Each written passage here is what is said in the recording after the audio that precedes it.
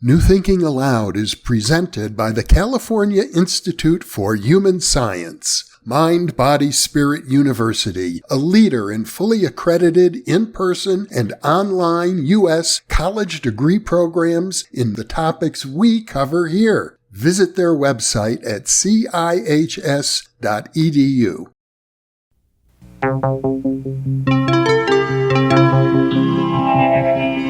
Thinking Aloud. Conversations on the leading edge of knowledge and discovery with psychologist Jeffrey Mishlove.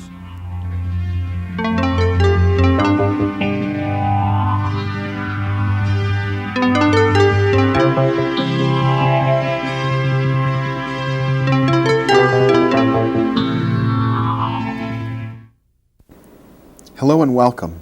I'm Jeffrey Mishlove. Today we are going to explore the role of ancient traditions in modern culture.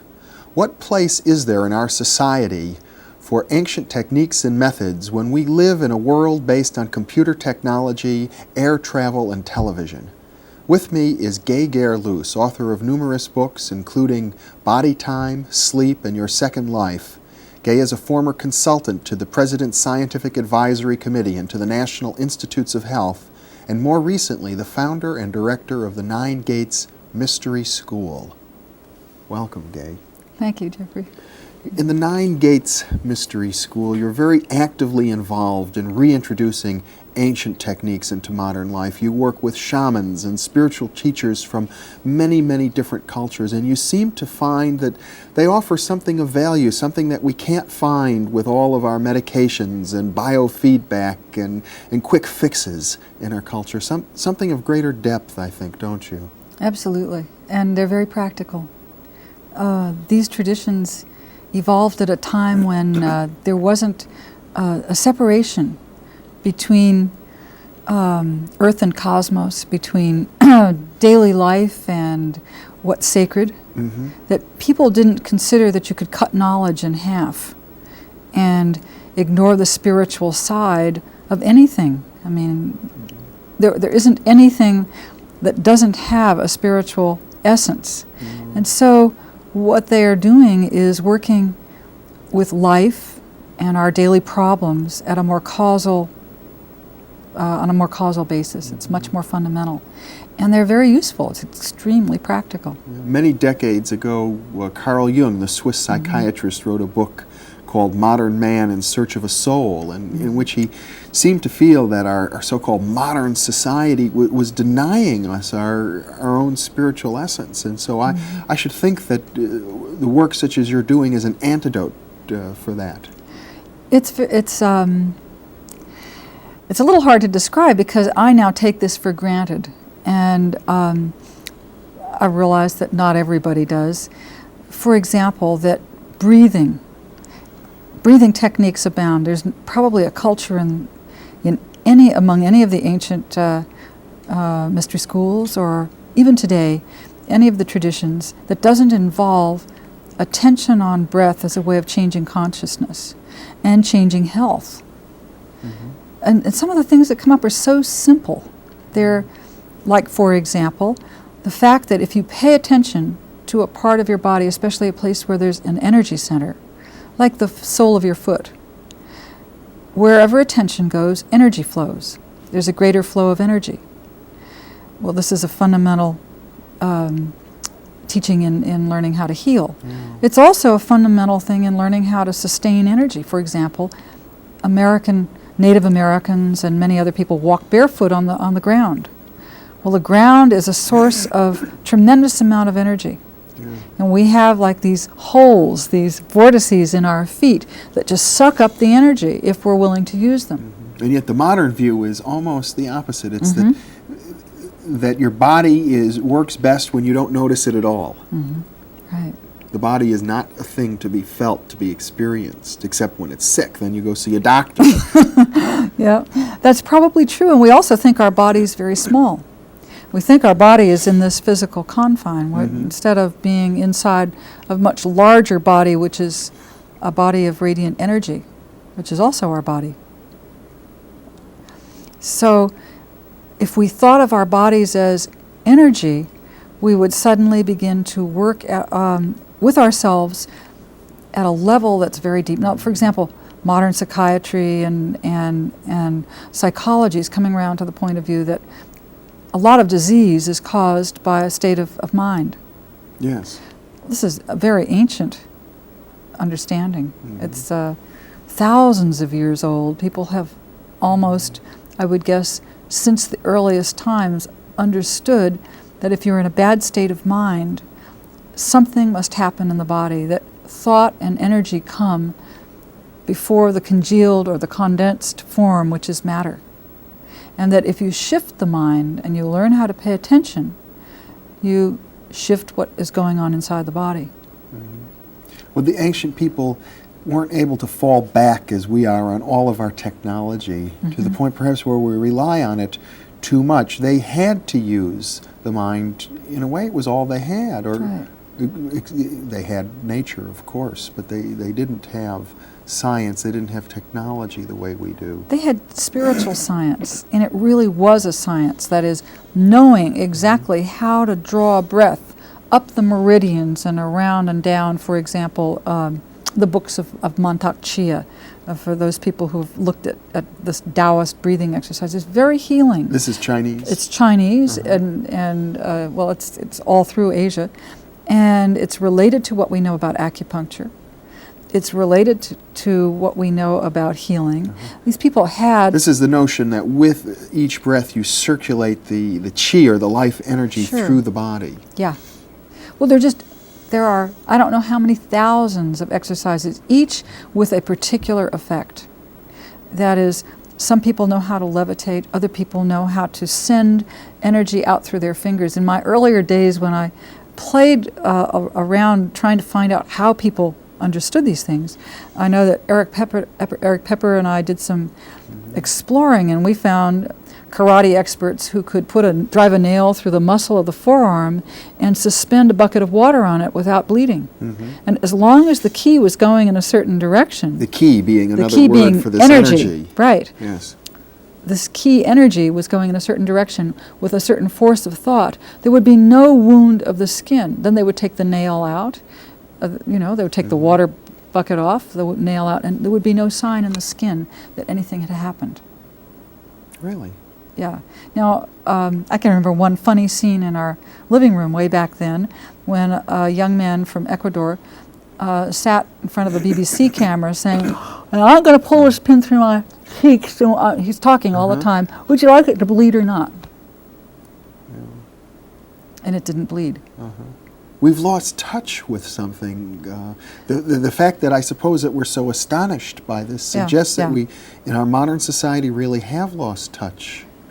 We think of ourselves as very puny and very much more rigid than we are. That's a state of mind. I mean, think of all the people who just recently have learned that they can bend spoons or walk on fire or something. The limits are in our minds, a lot of them. Now, there are some limits in the sense that we're part of a whole.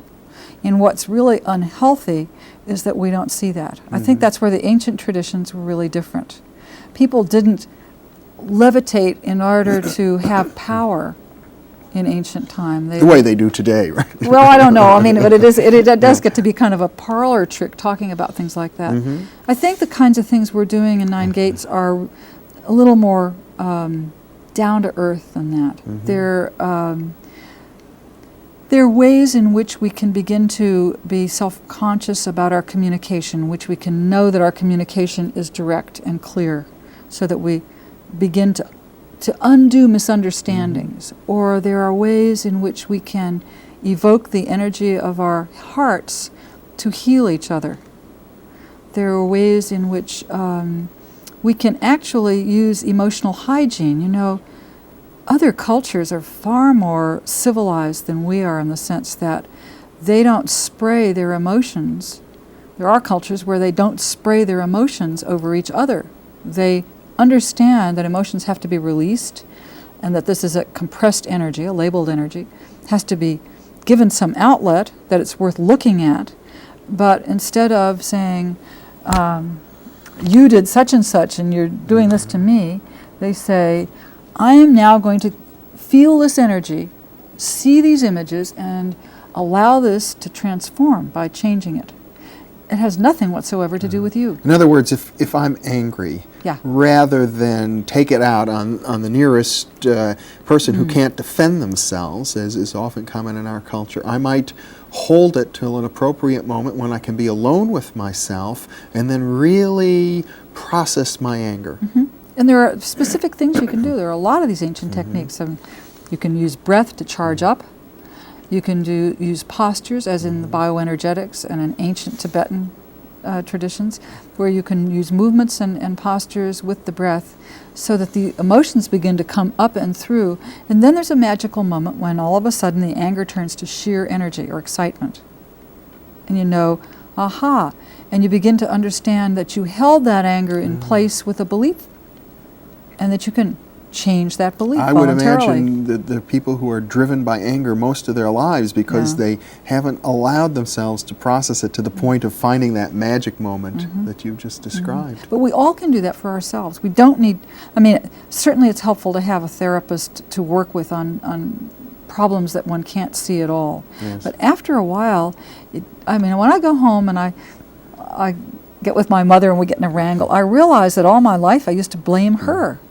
Now I just go in the bathroom and do a little charge up and release, and suddenly I can be in a conversation that used to be very painful for me, and I'm comfortable. I don't have to be miserable about it. I wish I'd learned this lots earlier in my life. You seem to be a person, Gay, who sees herself as a child of the planet. I get the sense that you're comfortable drawing on all ancient cultures and feeling as if they're all part of your natural heritage rather than just perhaps one select or two select cultures based on your ethnic background or something of that sort.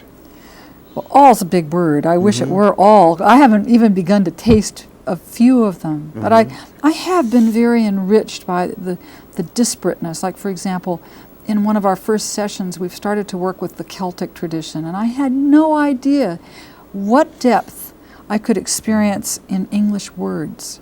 That in fact, here is a tradition that not only links us to all of nature and to the nature of the triple goddess of creation, but which is coming off our tongues at all times.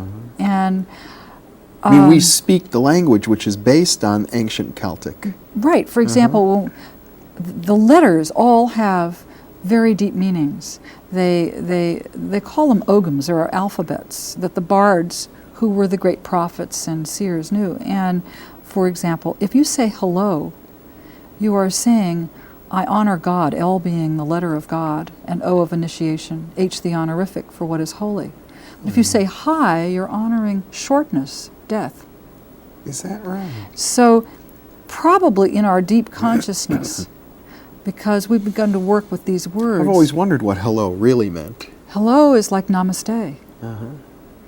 It's an honoring of resting in the initiation of God. I mean, Well, that's this the is best lost to argument us. of all, in a way, for us to search out and, in a sense, return to our understanding of ancient cultures, because no matter how much we get involved in this veneer of civilization and computer technology, television, hamburgers, space travel, and so on, everything that we're doing is built on this ancient world, and the ancient understandings, even in something so basic as saying hello. but look, they didn't have to do what we do.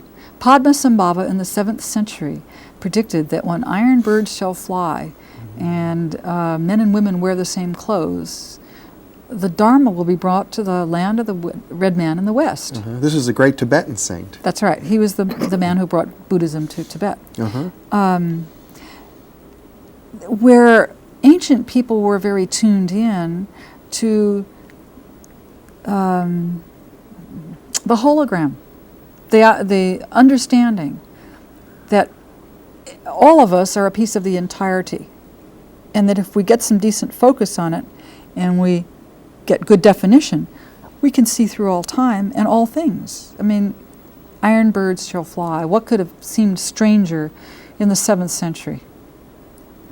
You know, or Casey's understandings, What could have seemed stranger in the early 1900s? In other words, the sense that we have of linear time and of kind of separateness and a certain way that we cultivate our egos and our titles, our positions, our social relations in modern culture is a very, very, you might even say, provincial way of looking at things compared to the ancient view in which time is seen differently, in which individuality is seen differently. Oh, important. And look at how we treat death. Instead of exit being an entrance and exit to this life being sacred and really valued moments, we avoid it. We anesthetize it. We try to put it out of, instead of celebrating and making it as beautiful as we can. You think about the incredible knowledge of the Tibetan tradition, for example. We try and make it antiseptic. Right. So what we're trying to do the is... Tibetans used to meditate in graveyards. Right. But you don't have to do that to sit with a dying friend or parent and do it in a way that makes the experience the most beautiful and deep sharing that's possible in a lifetime. In other words, the things we avoid, many of them, are the best experiences we'll ever have. I had a near-death experience, an automobile accident, a couple of years ago. I think I've told you this. That was one of the high points. I shall never forget what I learned in the 2 months of recovery. That was the most exquisite experience. Now, I also was privileged because of SAGE to be with a lot of people who were dying. I should mention that SAGE is an organization that you founded dealing with elderly people, helping to train elderly people to become teachers of wisdom. And to let them be all they are. I mean, once people don't have an ego investment in being some particular way, it's a whole lot easier. You know, one of the reasons I did SAGE was that people told me that you couldn't do certain things after a certain age, you know. Baloney. You can change as much at 80 if you're ready for it, if you're ripe for it. And but I was thinking about dying or accidents or eating, how we eat. That's not my best point because I must say I still eat a little sacrilegiously. Well, it was probably troublesome for people in ancient times also. Well, there was more scarcity. I think now there's too much in some segments of the world, not enough in others. Eating is something that really, you know, evokes our animal nature. It's something, you know, the body has to have it. True, and the fact is that our consciousness, as we change, can make eating a very different act. Yes. And I think what's ironic is that here we are with this terrific technology, with availability of a lot of food, and we're acting very unconsciously, both in the way we farm and in the way we treat the ground and plants, and in the way we eat it, prepare it and eat it. It's, but I think all of this is going to change, is changing. What is the alternative? The alternative, I think, for all of this is we become more conscious. Conscious of how we prepare food, conscious of what how we're we eating, grow how it tastes, you know. It's very interesting. I like to eat with people in silence.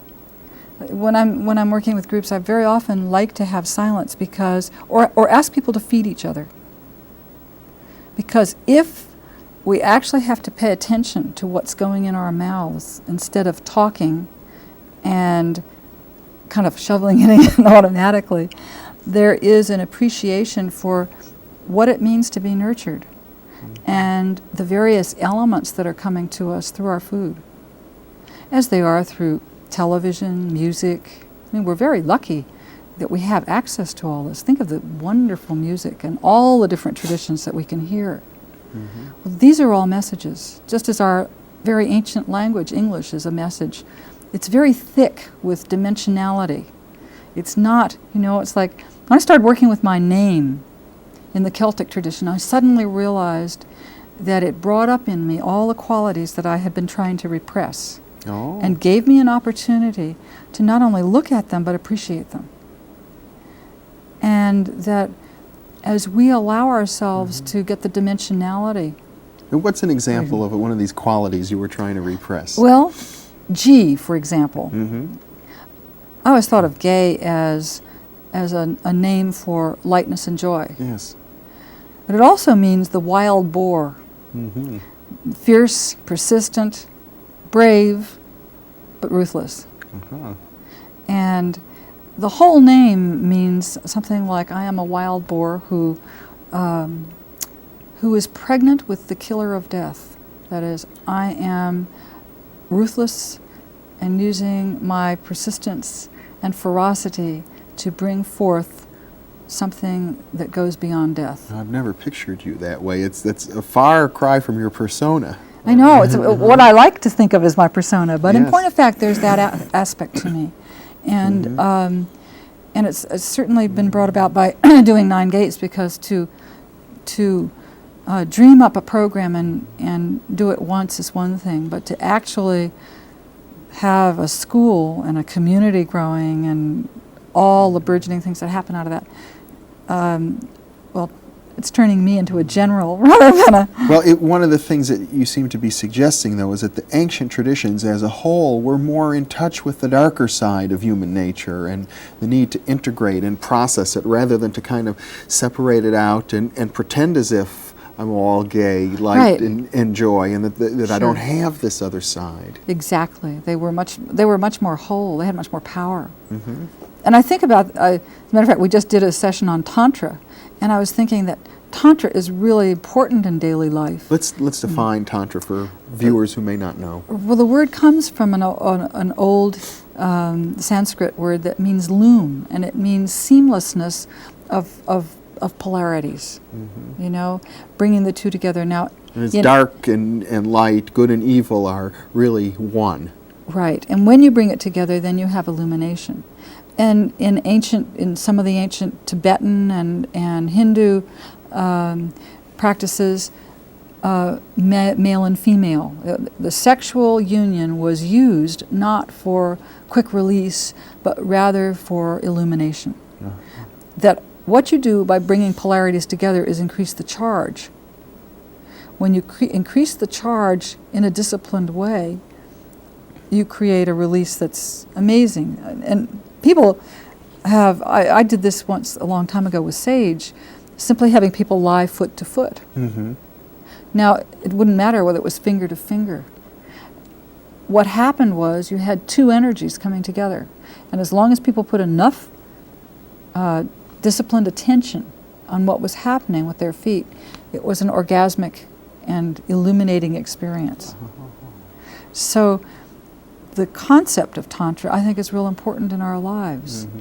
And we also need to do it, in a sense, within ourselves. That is, our relationship to parts of ourselves.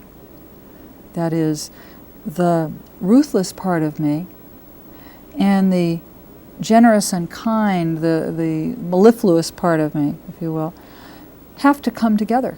When they come together, there's real integration. Mm-hmm. And I think that these ancient traditions are really teaching us just incredible techniques for living. Mm-hmm. One of the ancient traditions I know you've had some experience with is the Native American church and their use of the peyote ritual. Oh, that is phenomenal. I mean, I think if we could learn some of the kind of psychiatry, in other words, to understand ourselves and allow the things that are in us to come out and be cleansed before we seek visions. It's very rapid psychiatry, and it's interesting to understand that Native Americans have all along understood how to take this sacrament and push individuals with it. That is, it's not always very pleasant. People often get experience. nauseous and sick. Quite nauseous, and the sicker they get, the more they get pushed by a wise priest. And a really good shaman can do in one night the kind of therapy that might take therapists a year to do. And what happens when there's a transformation like that, I just saw one the other night, which was extraordinary. I've never seen so much love or a family so balanced by a process that was seemingly simple. We passed the talking stick, sat around the fire. But what happened was that each individual who took the sacrament was, in a sense, pushed by it, because it has properties that will bring up whatever seems to be repressed. And to do this in a supportive way with a wise priest means that family therapy can take place at a really rapid level, really, really rapidly. I mean, when you look inside at what is it that's making you nauseous, what is it that's making you sick, at some point you realize it's something I'm holding on to, it's something I'm clutching inwardly. It doesn't always come out the way it does in our phrasing, psychological phrasing. Yeah. It really doesn't. But it gets expressed. And a wise priest takes it from the level of psychology into the level of the sacred. That is, it's no longer me, the personal gay, just struggling with this little problem. What happens is all of a sudden something opens within me and I feel my connectedness to. Well, it seems logical in a way, since we live in a historical society, at least 5,000 years old. It's sort of ironic to think that something as important and basic as psychotherapy would have only been developed in the 20th century. Absolutely impossible. I mean, look at the Tibetan psychology, which preceded our own modern psychology by 1,400 years, and Chinese, and I'm wearing an Egyptian symbol of Ma'at, the goddess with her wings spread, the goddess of truth and consciousness. Oh, yes. Well, now, look what the Egyptians had to teach us about architecture, about proportion, long before Greece, about the way geometry affects our psyches with ancient truths, the ancient pyramid that we have on the dollar bill. And one might say, in a way, that we have not necessarily even surpassed the Egyptians when it comes to creating architecture that has the power of inspiring and perhaps ennobling human beings. And has proportions very calculated. There was a science. It was calculated to affect the mind. The temples were calculated to affect the minds of initiates. The hieroglyphics were a language that was dimensional. And far more reaching into what we call the unconscious or the right brain than our linear word system. Because English is really not unidimensional, it's not flatland, even though it looks like that on the page. And we've been accustomed to speak it in a way that must seem very flat and hollow, even compared to Elizabethan times. Oh, immensely, yeah. I think that we're in the time of burgeoning now, where these traditions are coming forth. We're going to begin to have respect for our own language, for our bodies, for our breath, hopefully for the world around us, the plant and animal life. And for those people who go into their own consciousness and begin to have these experiences, at least some of the experiences that I've had in the Tibetan tradition have led me to understand the word sentient universe, meaning that the chair I sit in and the chrome or the chrome on my watch, the silver on my ring, they're all sentient. Your fingernails. My fingernails. But even things that we call inanimate are inhabited by the spirit and by that organization, that ineffable organization that creates everything. Well, Gay Gaer Luce, it would seem as if, in a sense, what you're talking about is a new renaissance, and this appreciation that you have for the vitality and the spirit of ancient traditions is truly a renaissance idea in our times. Hopefully we're going to have a renaissance. I feel that when I look at people younger than myself, a new generation of people coming in who take for granted the things that I now need to divest myself of. I mean, they can take it from. I started learning biofeedback and quite mechanical ways of changing. Right. Now I need to start out from where they are, and I do think there's a real renaissance happening. Yeah, and I suppose the most encouraging thing is that we can see it in the youth. And know that in some ways they won't have the same struggle that we have had against a culture that was resistant to the Renaissance notion. Gay Gaer Luce, we're out of time, but it's been such a pleasure being with you. Well, thank you. It has been. And thank you so much for being with me. I've enjoyed it very much. Yeah. And thank you very much for being with us.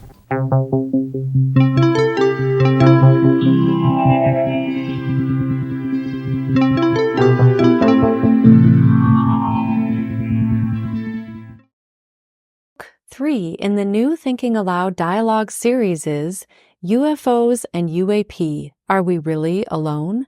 Now available on Amazon. You can now download a free PDF copy of issue 7 of the New Thinking Aloud magazine or order a beautiful printed copy.